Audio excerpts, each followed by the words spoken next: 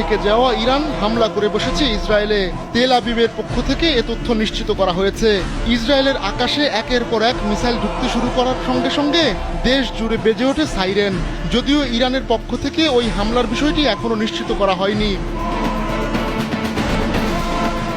Al Jazeera এক প্রতিবেদনে জানিয়েছে, তেল আবিবের আকাশে আগুনের ঝলক ও মিসাইল দেখা গেছে।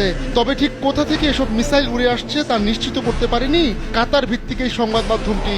জর্ডানের রাজধানী আম্মানের আকাশের উপরও আগুনের ঝলক দেখা গেছে।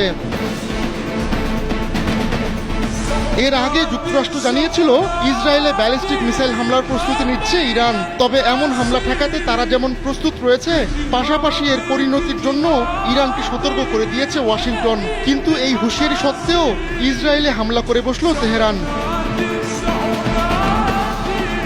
সাম্প্রতিক সপ্তাহগুলোতে বেশ কিছু ঘটনায় তেতে রয়েছে মধ্যপ্রাচ্য। ফিলিস্তিনি নেতা ইসমাইল হানিয়া ও লেবাননের নেতা হাসান নাসরুল্লাহকে হত্যার ঘটনায় ক্ষুব্ধ হয়ে রয়েছে ইরান। শঙ্কা তৈরি হয়েছে ইরানের সর্বোচ্চ নেতা আয়াতুল্লাহ আলী খামেনিকেও টার্গেট করতে পারে ইসরায়েল। তার আগেই রীতিমতো যুদ্ধের